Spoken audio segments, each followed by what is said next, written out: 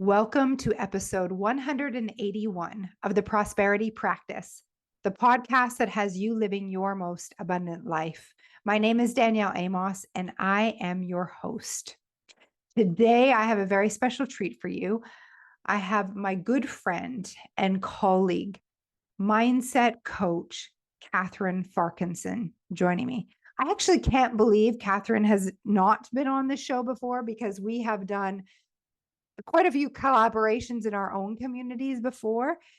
Catherine and I are really good friends. We've known each other since 2017. We were both in Bob Proctor's inner circle and pin holders, and we have remained close. Our families get together, we do social things together, and I'm really grateful for her friendship. You might know her from Instagram. You would probably know her from also her journalisms, which is a journaling prompt cards. You might know her from my Instagram. She's incredible. She has a huge heart. She has incredible experiences behind her. She was a photographer in her past career. She grew very quickly a successful coaching business in the Proctor Gallagher Institute world. Her and I were both in the Unity Mastermind together. I know so many of you are going to benefit from meeting Catherine here. And this episode is honestly so much fun. And we go behind the scenes and we continue riffing and having fun in the plus episode, which I know that you'll love. So come and enjoy, follow her on Instagram and social media. And I look forward to hearing your ahas. Welcome to this episode of the Prosperity Practice. It's my honor and privilege to introduce to you my very good friend, my colleague, Catherine Farquharson. Catherine, thank you for being here. Thank you so much. I have been looking so forward to the day when I would be on your podcast, and I'm so excited that today is the day. Well, I'm grateful that you're here. To all of you listening, we were just talking about how long we've known each other. 2017. I would like to just share a visual for everybody. Can I do that for a second, Danielle? Yes, please. Okay. Okay. So I just want to share a first impression. So we met through Proctor Gallagher, and we met at one of our trainings with Bob Proctor. And so we were all in a room. There's like hundreds of people in one of the rooms listening to Bob. And I remember it was during a break, and we came out of the doors and into the lobby. And there was there was the most beautiful woman you've ever seen sitting on a chair wearing like these leather leggings. And you were dressed all in black and you looked immaculate. And at that time, I lived in Toronto and you lived in Toronto at that time. And I remember being like, oh my gosh, there's another Torontonian here. And you lived on the east side of town. I lived on the west side of town. And I don't even know if you remember meeting me in that moment of that day. But for me, it was like, I was like, oh, it's like a North Star. It's like, Danielle, I can't wait to get to know Danielle.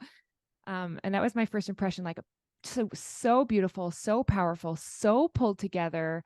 And you just like owned your space. So if anyone has never met Danielle in person, I just want to say, like that's what the first impression was like. And you were just doing a thing. You were just chatting with someone. This was just you being you. And it was so, I was like, oh, someone I want to know here. Cause I was brand new. That was my first training. And I was like, oh, there's my future friend. I love that. And for me, when I met you, Catherine, right away, I remember being told that you are also a client of this material, which I was as well. So I resonated with that we both came into this studying with our coaches. And I thought that was really interesting. And then I remember going through like who we knew. And it was actually shocking that our paths didn't cross earlier because we knew some of the same people Yes, in we the creative did. industry. Yeah. And I remember your very short hair and just like you having such a presence. And I thought, gosh, she's like so creative. Like for me, I didn't ever see myself as creative. Now I have a different definition thanks to Bob. I was like, wow, look at her. Like she's very artsy. She definitely probably knows people that Paul know, and, which was the case after that. And just super, well, I was so impressed with you. Was May your first time in the inner circle as well, or did you Yeah. come to that training? Yeah. So for me, it blew my mind. You were at that training, and then by May, you were in inner circle. For me, my first training was February 2016, and then I disappeared for a year in PGI. And then my first inner circle was May, that same May. And so I had another year and I was like, wow, who is this woman who just like dives in and makes this her profession and gets in Bob's inner circle in like in a few months. It's so true. Actually, I forgot that. Yeah. That was a proud moment for me, really. Yeah. You came in running like, Yeah, you know yeah. why? It was because it's because this is the power of community.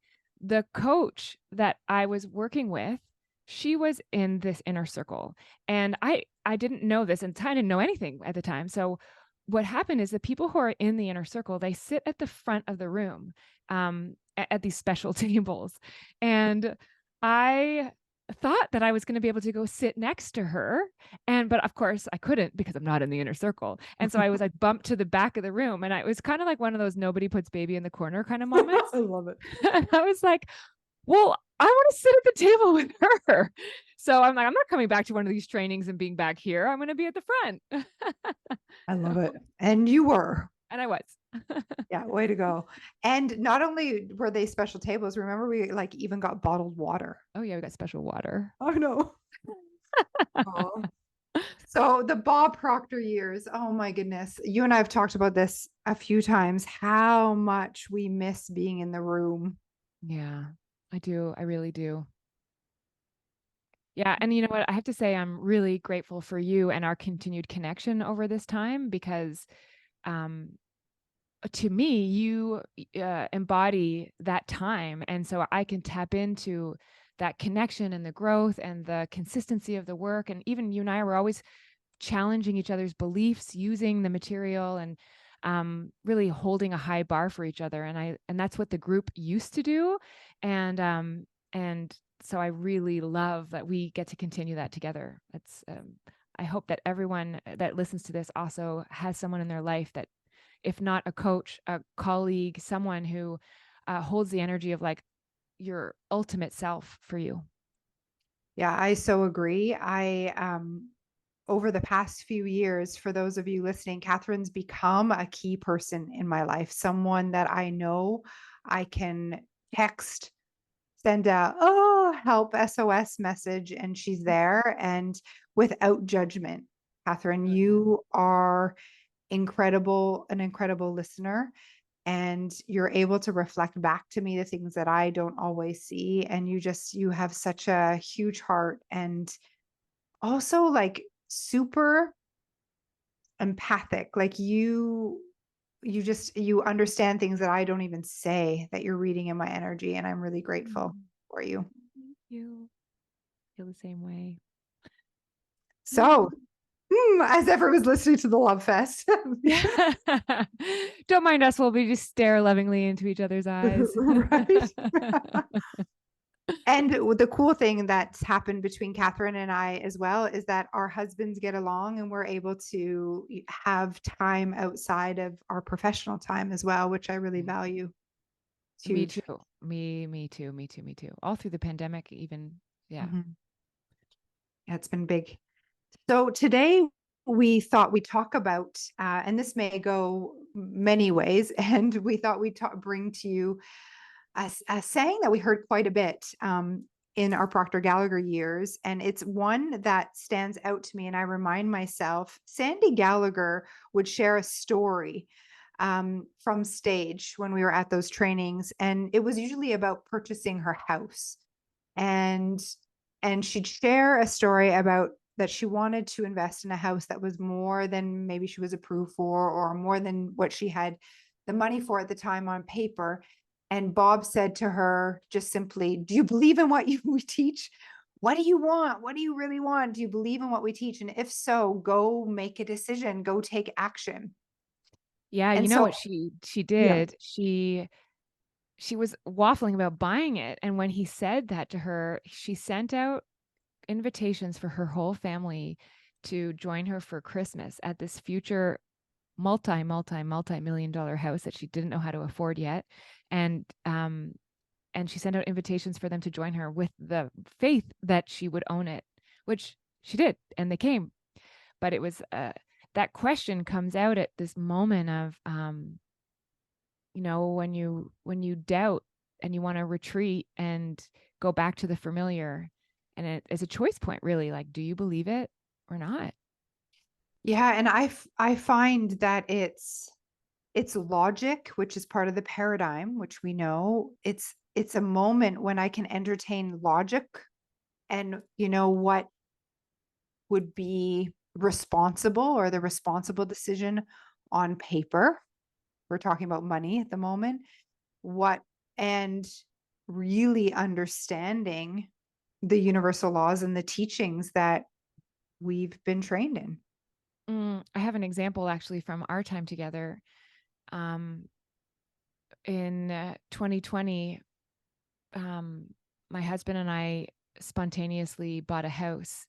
And it happened at the time when we were all gathering together for one of these trainings, these PGI trainings. And this time it was in California.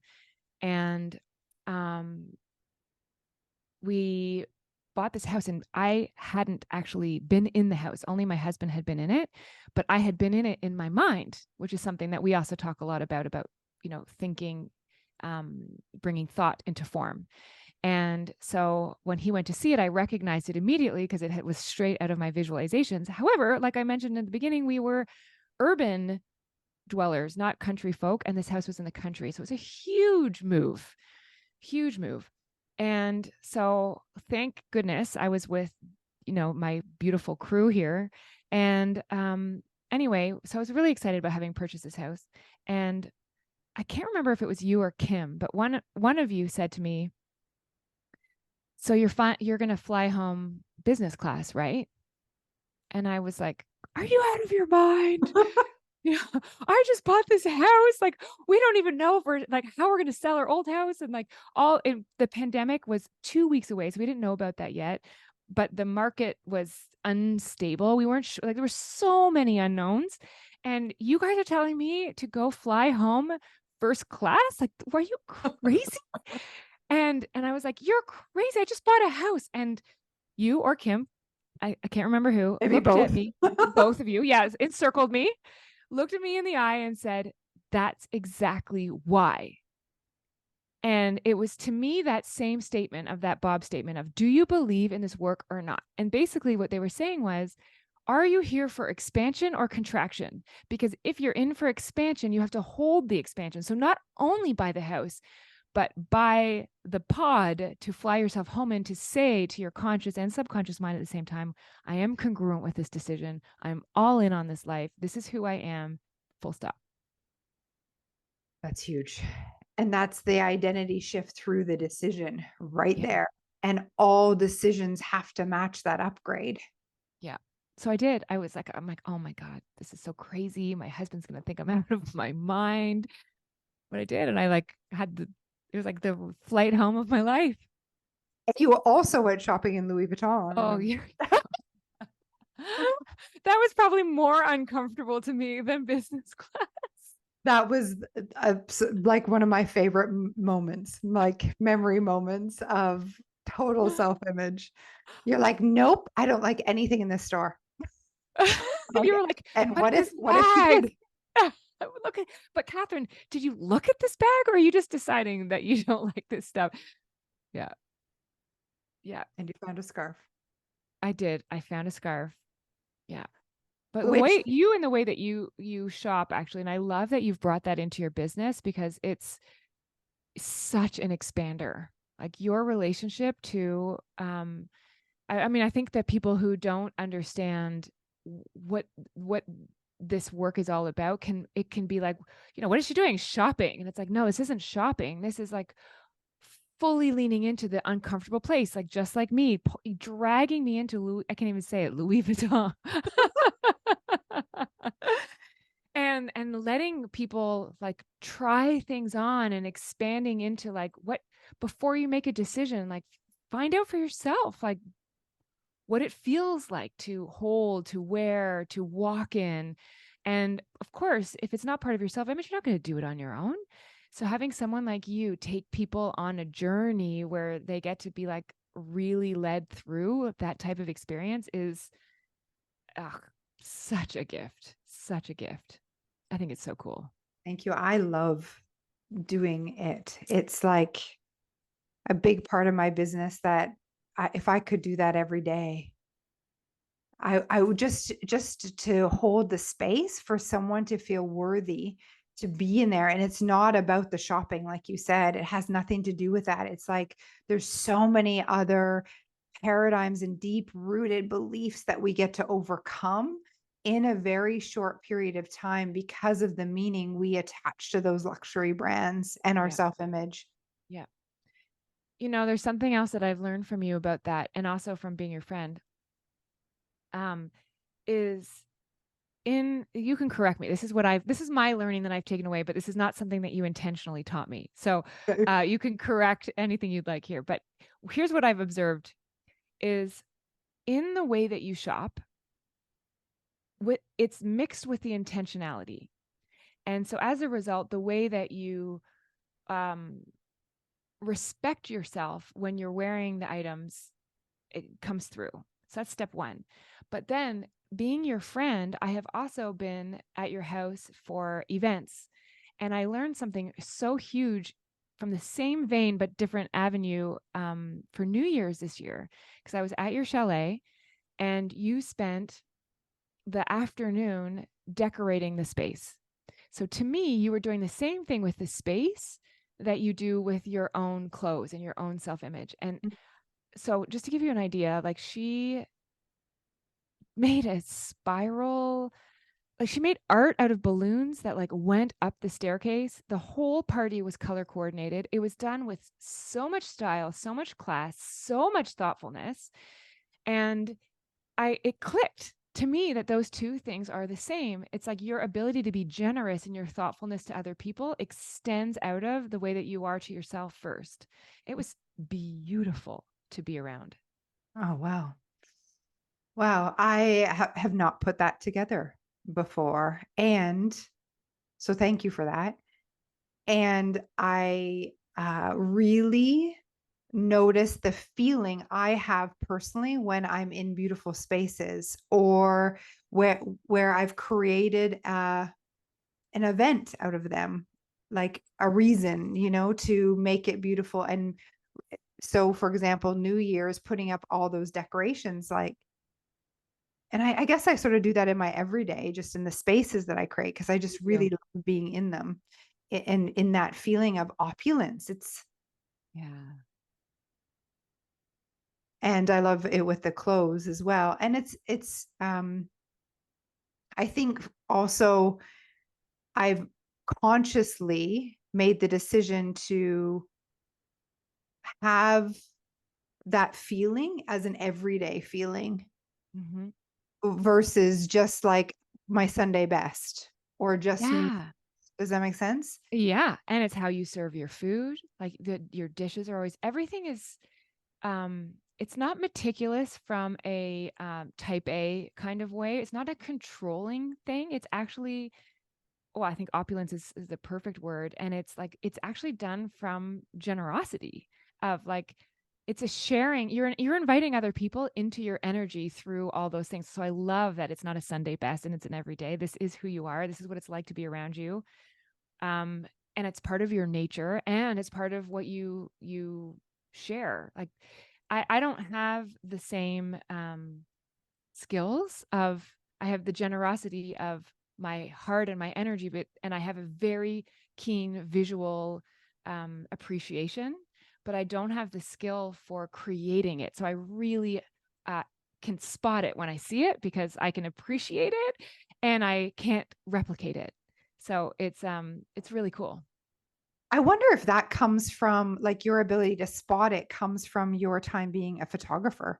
Oh, for sure. Because like Sure. you see the beauty and then you're able to, because one of the things I love being around you, and you even did it the last time I was at your house, you take such incredible photos of like just us being true, like really real. Yeah. And then I get the back, I'm like, ooh, I was around Catherine because I have No, and incredible that's what it's like shots. for me, because I'll be like, I love taking photographs of you because you are the way that we were just describing. So it's like you're like your every day is gorgeous, and so is your space. I think if you ever sell your chalet, I probably could fill the real estate guide with just photographs that I've taken of your space.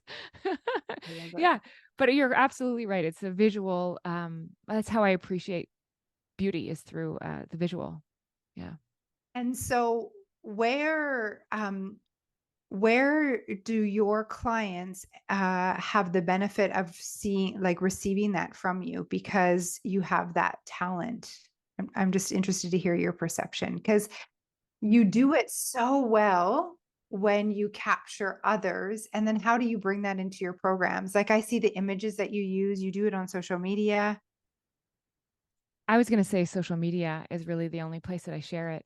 But I don't know. You're giving me some ideas. I know. I was just thinking Like, I that. don't know. I haven't really thought about that.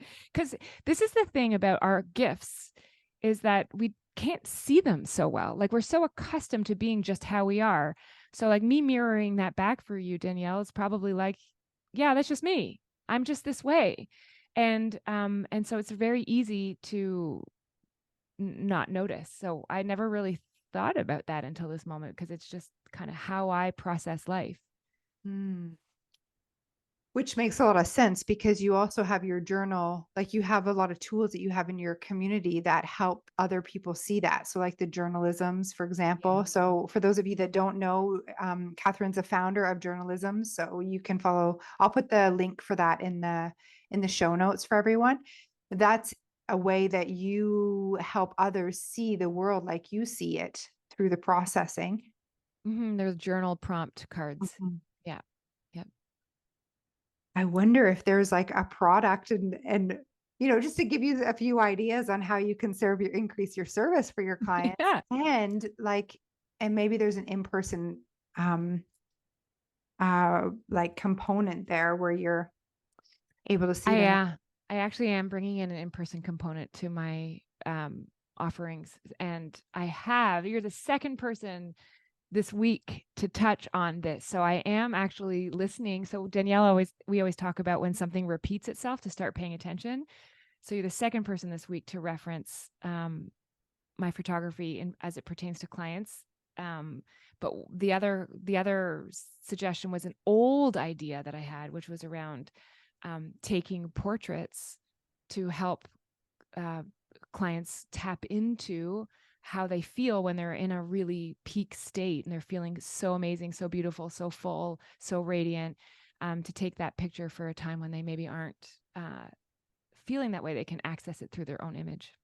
That's huge. Mhm. And you have Kind such of like a self-image portrait. yeah.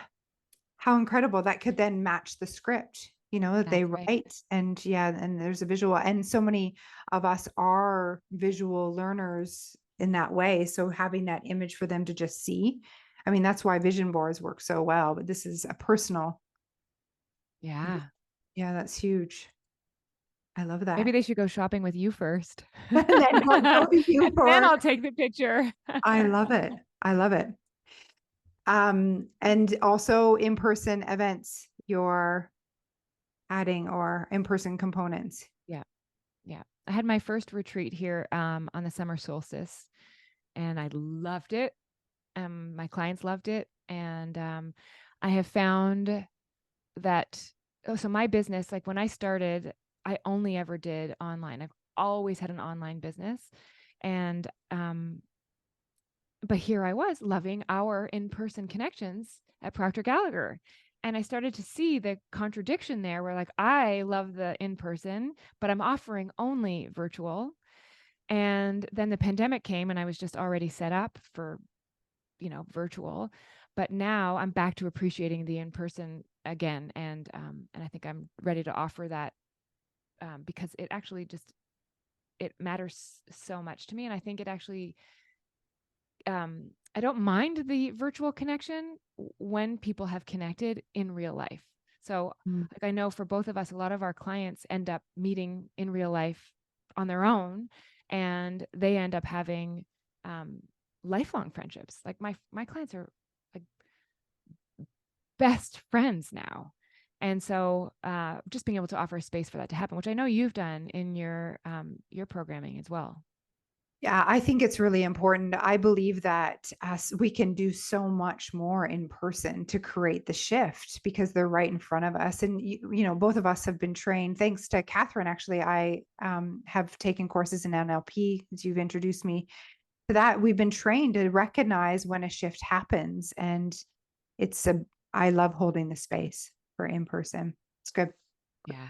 that you're bringing it up. So let's go back to this idea of believing what we teach. So, personally for you, have you noticed, this is a conversation that I'm having with some of my private clients and also some other colleagues actually, where they've found it a little more challenging to make let's call it a risky move, find that courage that maybe they had in the beginning of their business to like go all in or to jump, like do the Sandy move and invite friends and family to a Christmas dinner in a home that she doesn't yet own and doesn't know where the money's coming from. I found it easier when I had less, I want to say, to lose, less on the line. You found that? It's so funny. Actually, I was actually journaling about this morning. So I do have something to say about that. Of course. Yeah, it's quite uncanny. I was reflecting on the fact that when we start something, in a lot of ways, we think that starting something is the scary thing. But I actually think starting something is the easy thing because we don't know what we don't know. And so the first risk in starting has very little consequences because we're ignorant. And then we go and we do something, and it either works out really well or it doesn't, or somewhere in between. But either way, we have results. And so now we have history.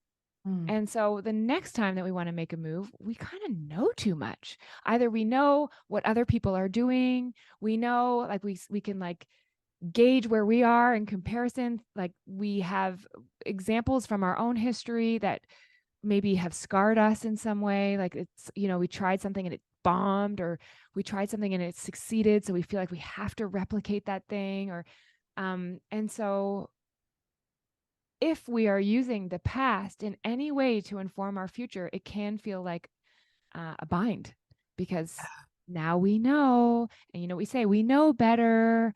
So it can feel way higher risky, way more of a risk.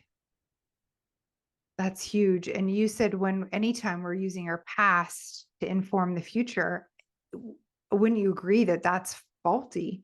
I Because know. future is no indication as to where we're going, which is Exactly. exactly what we teach. And then I was going to say, that would take Bob's sentence to another place. It's like, do you believe what we teach or not? Because if you use the past as your reference point, like you can use the past as, what we say, like take the good, take the lessons, discard the rest. So if you don't do that and follow along in like the right order of thinking, then by nature, we use the past as our reference point. So it takes such willpower to remember to choose another way. And so when you say willpower, that's the decision to be in this material every single day and to choose to be an embodiment of this material, like we were saying offline. So for those of you that are a subscriber to the podcast, I'll put some of the clips from Catherine and I speaking before this call.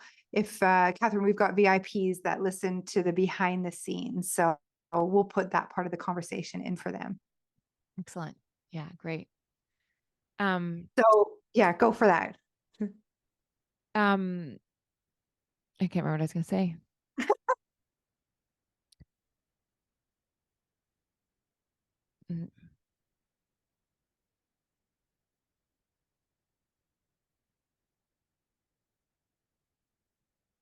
This is the dramatic pause. Yes, it is the commercial break. Yeah, yeah.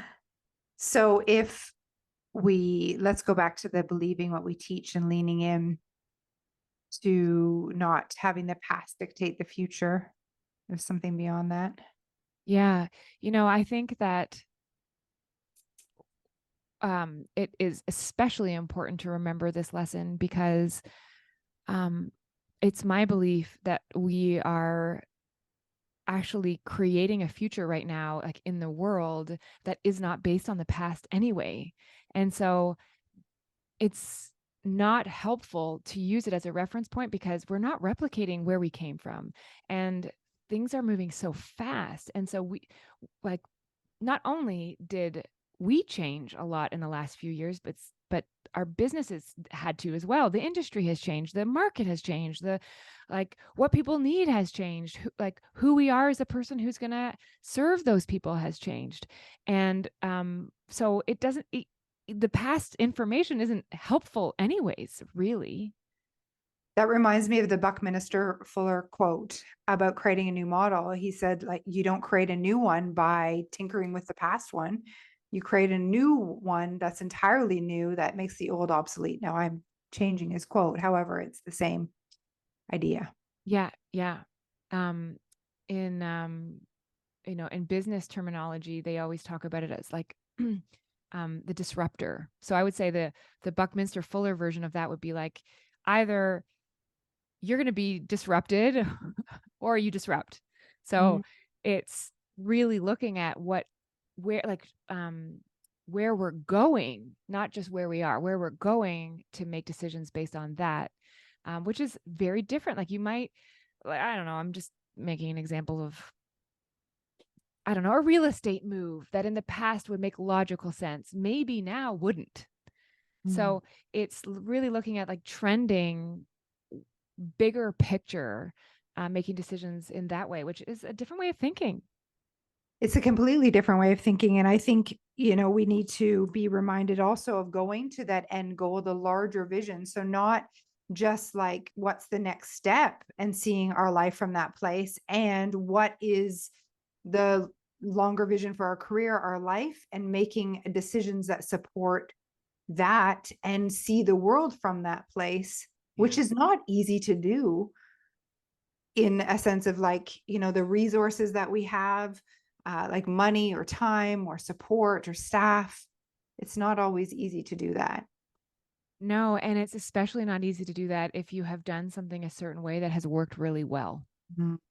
So often we are like, oh, it's not working, I'm going to change something. But to my what I was saying before about how when we started something, it was blank. Mm-hmm. And then, but what about when you've, had a lot of success and then you want to make a change or something? You're like, well, I kind of have to stick with what I was doing before because it worked. So it's not just the bad information that holds us back. It sometimes can be the successes that hold us back. That's huge. So how do you picture yourself in a year, 5 years, 10 years, like that bird's eye view that you're talking about when you're like really not attached to your methods of what worked for you before? Well, I think it's being very good at taking the time to decide what it is you want and not seeing the how and staying open to creating a totally different how and those ideas coming to you. So if you're not attached the way that you were doing things, going, okay, so like this something better, a different way, and declaring that, and while focusing on what it is that you want. And so when we've got to let go of all of that how, which is also what we teach. Yeah, exactly. That's exactly it. I was at a 60th birthday recently. And so I'm 46 and I consider myself to be very young. And I still think I'm like 35, I think about. Is what I think that I am. Yeah. So I went to this party and there were like a lot of people who were over 60.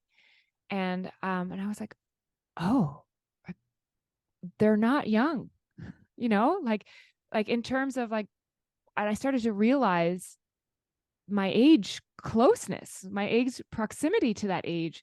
And because I have a mental lag, which I think most people do, I also have been practicing using the big picture, like you're talking about from this, I've always had this idea in my mind of like, time is like, life is short and it isn't very long until I'm in that decade. Like it's a blink.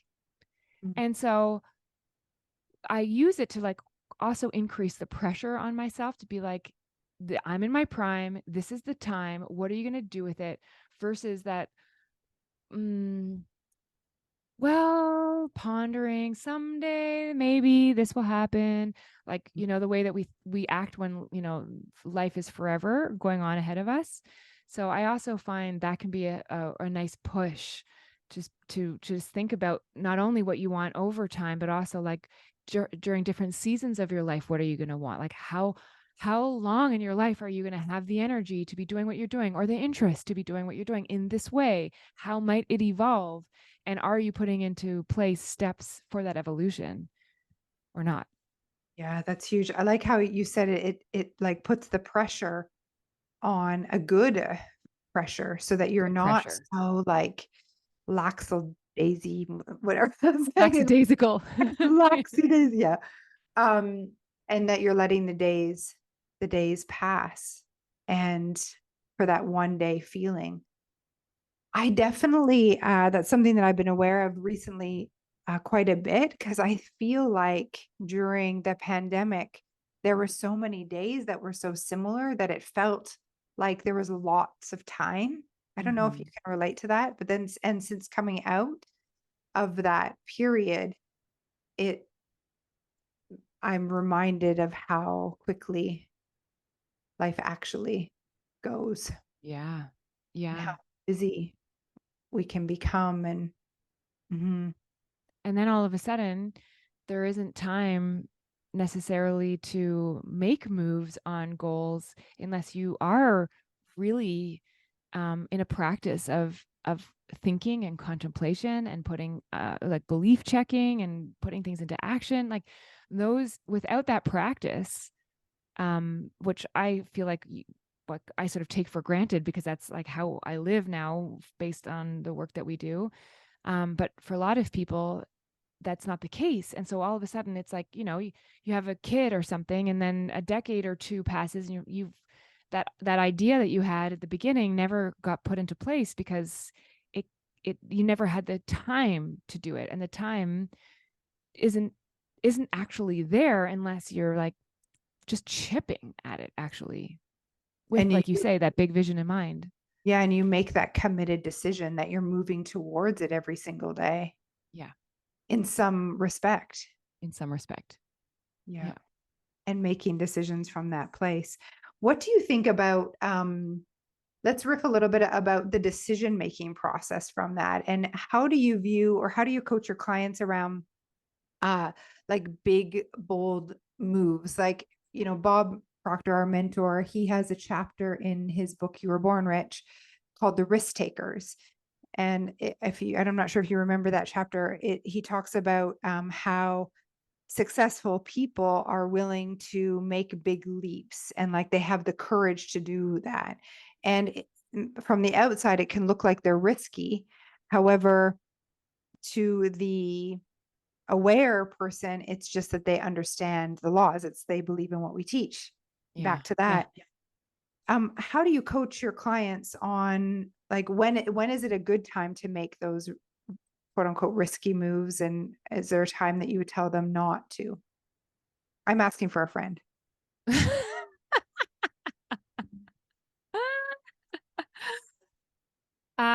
Well, I would say that, to your earlier point, I think the big picture is very important.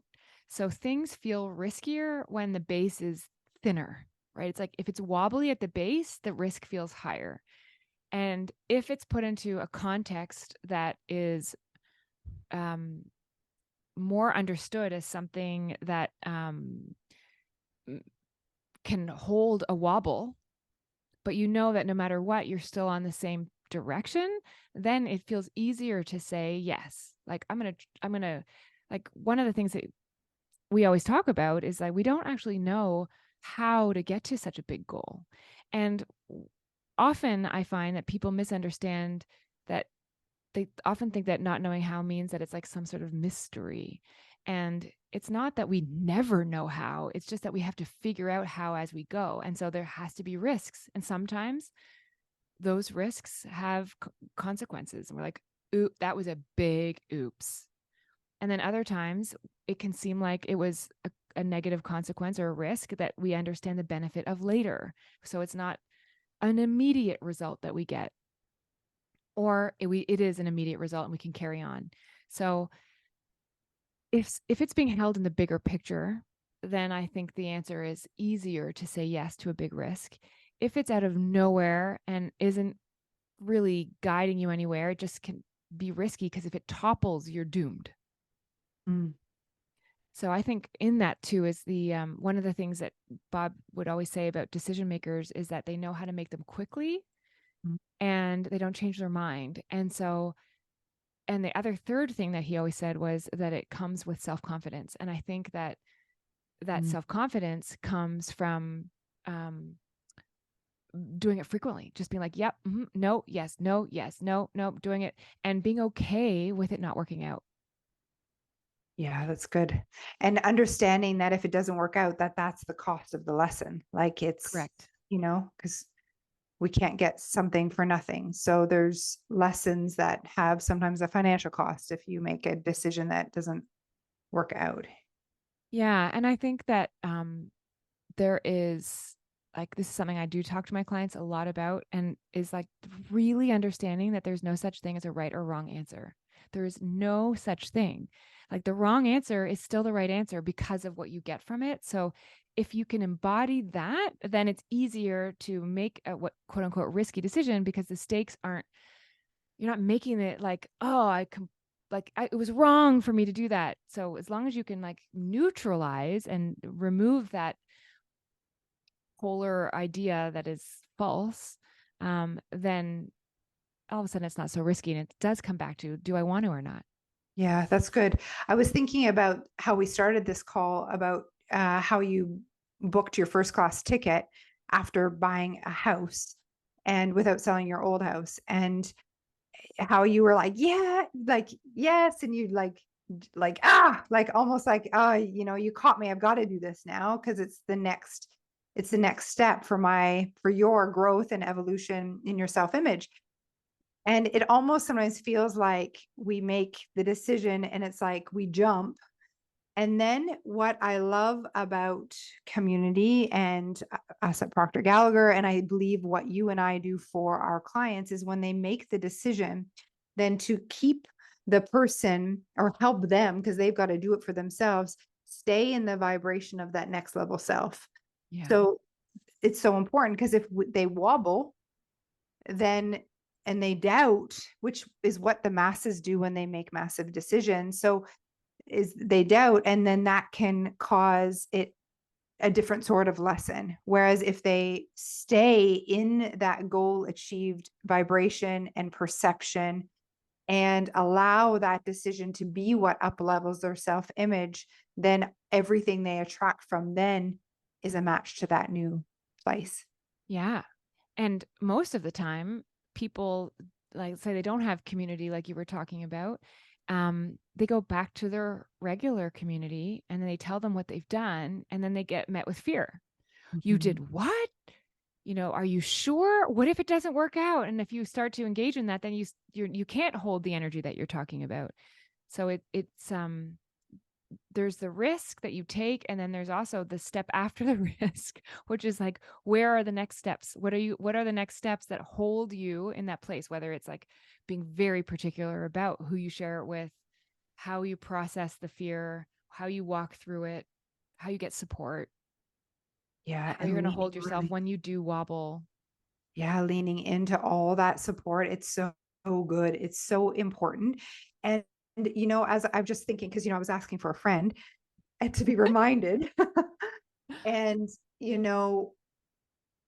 one of the things that I'm going to maybe say something a little bold that I'm not sure our industry completely understands, like coaches completely understand after they've made the decision.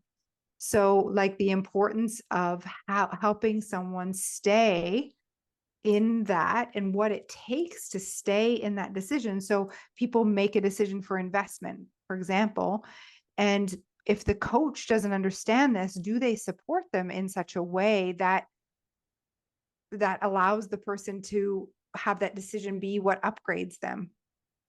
Yeah. Yeah. Yeah. That's a really good point. It's a really good point. And it is the responsibility of the person buying. So I get that. And though it's also the responsibility of the coach. And I just am thinking back to my own self and making some bold decisions, and not like I take full responsibility for all my decisions. So I'm not blaming anyone else. And at the same time, I think that we could, many like people in our industry can do a better job at that. Yeah, that's a really good point. And even within the program itself, when they make a move, right? They make a big decision on the back of, they buy the house and then they buy the business class ticket. Like what is it like in their experience of making big decisions from within that container? Because maybe it's the first time that they've ever made bold moves like that. Yeah, I was just going to say bold moves. What's the name of your recent program as well? Yeah, it was. Yeah, I love that. I love that. We're on the same wavelength. So, like, because those bold moves, to be honest, the one who makes the greatest progress is making those bold moves over and over and over again. Exactly. Yeah, we And normalize it.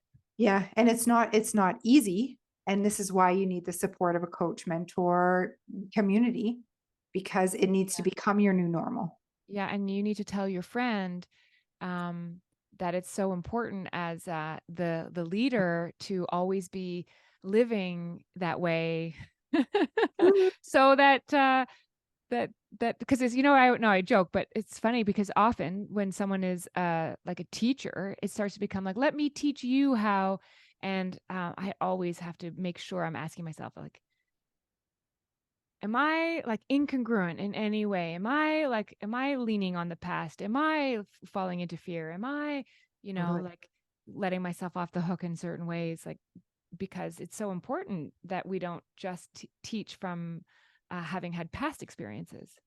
Well, that's so good. And one of the reasons why I so appreciate my friendship with you, because I'm able, like, if I'm able to actually ask you what you see. And I've Mhm. come to you with that before. Like, I'm open, tell me what you see, because I'd like to clean this up. And the self-awareness is key for sure. And I think there's so much value in having that outside support, which is why we are mentors and coaches. Yeah, I agree. And I also find, so I also go to you frequently. And the thing that I also notice is that I go to you mentally. So sometimes I don't actually contact you. But there's Contact me. there, what's that? Contact me on another Yeah. level. Yeah, I do Yeah, yeah. actually. Like I just sort of like tune in, and there's the knowing that you're there and the presence of your support actually has helped me enormously. And I think that that's um, something that I've never really thought about until this moment. But now that I am thinking about it, it is the same thing being in a container with a coach, where it's like, my clients joke, that saying like, what would Jesus do? WWJD. So Yeah. there's like a little acronym of like WWCFD. And Love it. but it's that sense of like just knowing that the mentor coach is there and like tuning into like their energy of their suggestion can hold you, which is what I have found with you. That's such a good point.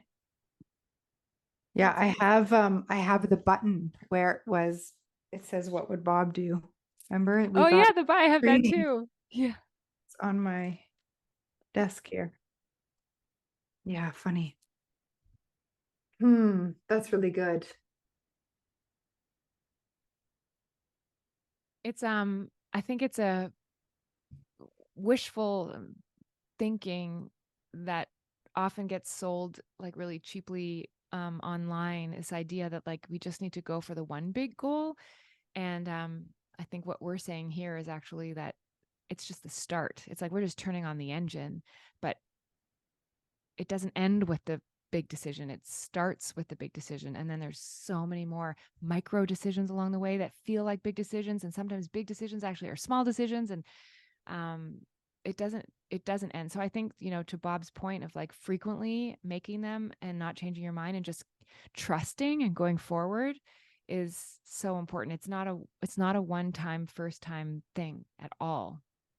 Yeah. And I would say that in regards to self-image, there's a decision to be made. I say in my community to like become her each morning. So to view the world from that goal achieved self in this big image. And it's like, for me, I've created a practice where when I'm putting on my makeup, I'm saying things in the mirror to myself around my self-image script. And it's just like a practice of how I get into that character.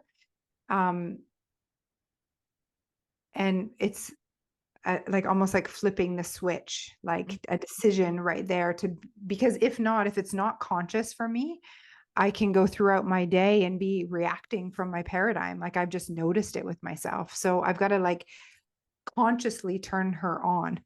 Mm-hmm. Yeah. Yeah. No, it's true. And I think like, what we always say is that the mind needs directions. So if you don't give it directions, it will take the old directions. Yeah. which are the paradigms. Yeah, that's good. Cool.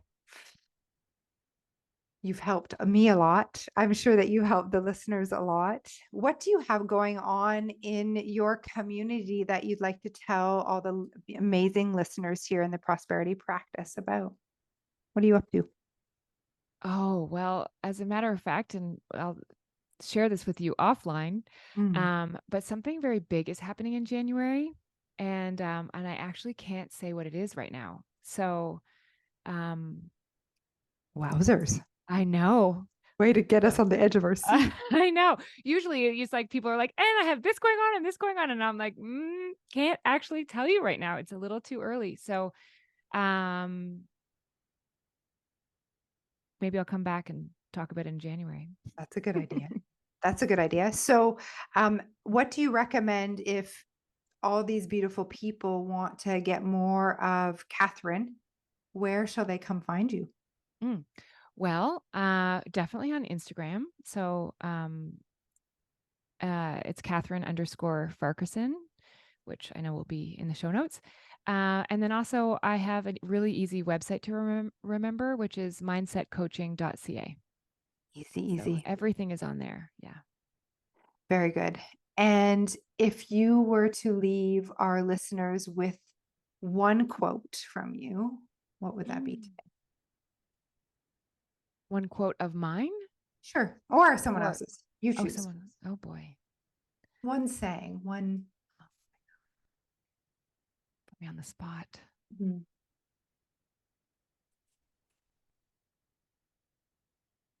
Oh, well, I just looked at my wall and I have one written there and I love this one and I think it's beautiful. And it says, I don't care what you think of me. I'm going to love you anyway. Oh, that's so perfect. I like it. Yeah, go for it. What's the quote on your mind right now? Well, I'm definitely repeating to myself over and over, do you believe what we teach? That's so top of mind. That for me, that would be what it is. Yeah. Really, like I even have the post-it note, like I'm just reminding myself and going back to the basics for myself, because sometimes, to be honest, I think I've overcomplicated it and it's caused some doubt and confusion. And so I'm bringing myself back to the laws, because the laws don't change. Isn't that so interesting? We do that. We make things so much more complicated than, and then, it brings confusion. You said that perfectly. It brings confusion. And then we don't know what to think or when to think. And I love that. Since bringing our community back to the basics, we're also on a 90-day challenge where we're, doing things each day in a certain way. And we've got a ritual morning. And so we're really helping people. We've seen such incredible momentum in our community from just coming back to like what what does Bob teach? Like, if let's believe in this and let's just put it into action. Here's the truth. What you and I do, it works. Oh It yeah. works. And you have to work it. Yeah. Yeah, it's so true. I just finished a 30-day morning routine program with my clients, and that discipline, and it was so simple. The morning routine was so simple. And one thing I often will say is like the biggest eurekas come from the smallest little shifts. It's like what Bob used to call the razor's edge. And that's what I found as well from that morning practice. Just like the biggest insights were coming from the repetition, the simplicity, and then the clarity. Yeah. Repetition's key. Yeah. And that's where a lot of us resist, because it's like the mind can play so many tricks, right? We've heard this before. I already know this. I've already done this, whatever. Doesn't make a difference. Surely it needs to be more complicated now. My goodness. Yeah. Yeah. Nope. No, it's not. So good. Okay. I want to have a couple. Do you have a couple more minutes? I Yeah. have a few ideas. I want to ask you some rapid fire questions. Oh I just God. want you to answer. I know. Now I'm sweating. You gave me the idea you're like, I don't know about my quote. Okay. So favorite book. Ugh.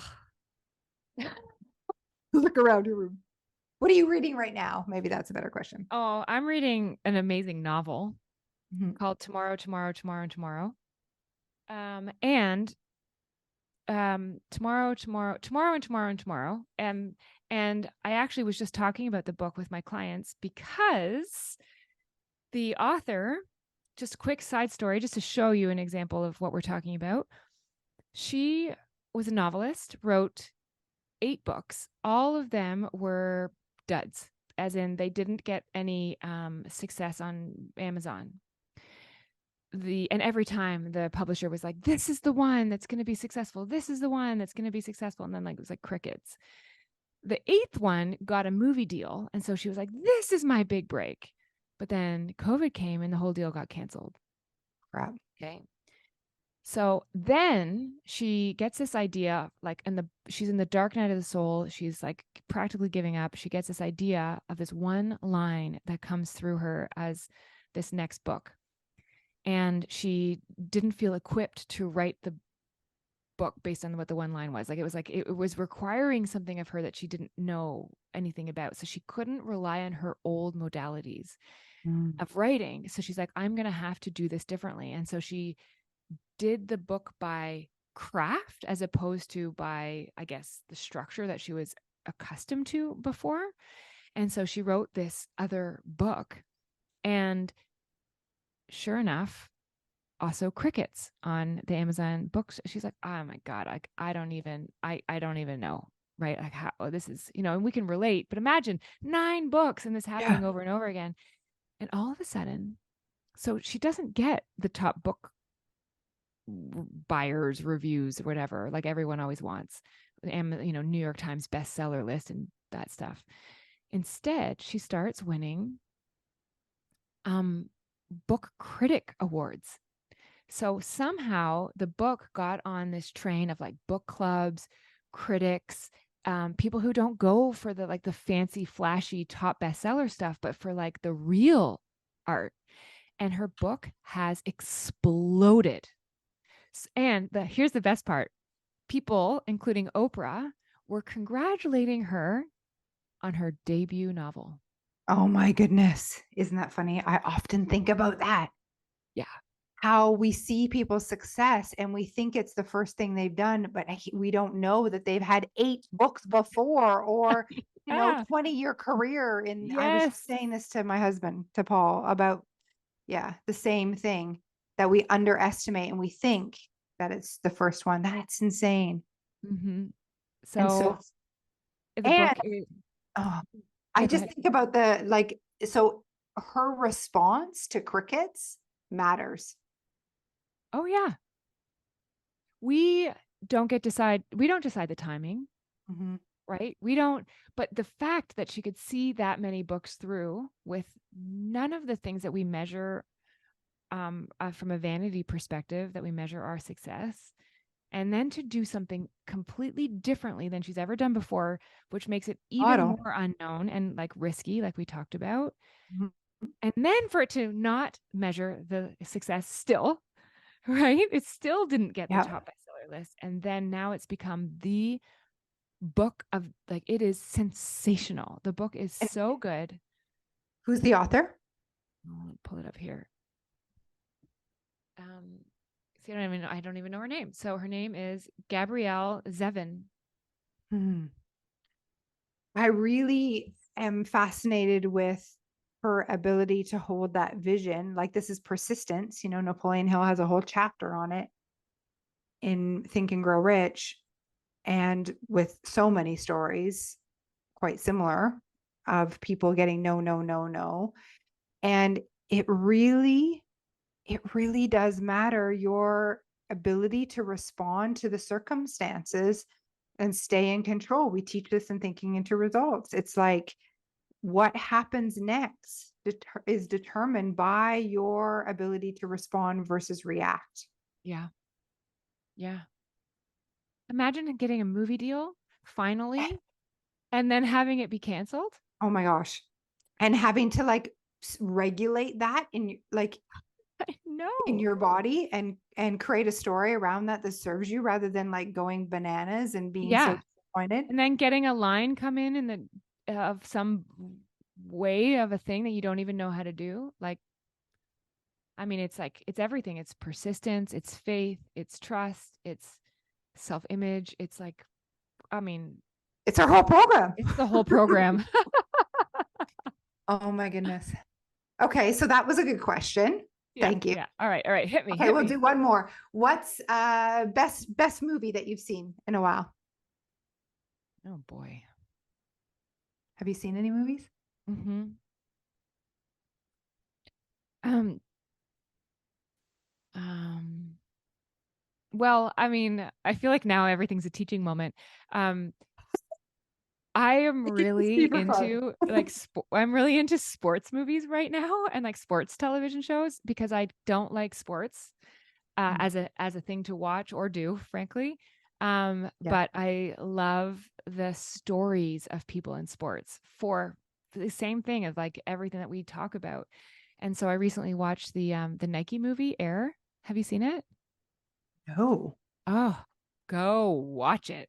It is all about how um, Nike got the Jordan deal and the Nike Air, and it Oh. was the guy who did it without spoiling any of it.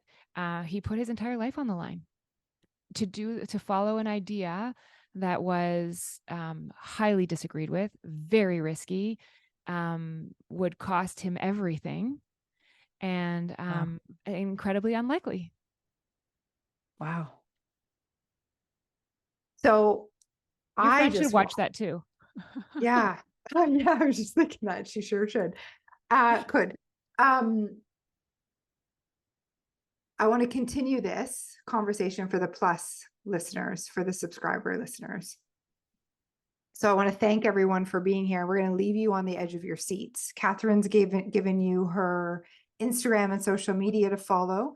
And for all of those subscribers, come meet us on the plus episode for what Catherine has to say next. And I'm going to share a movie that I just watched that has a lesson for all of us. Thank you. This is so fun.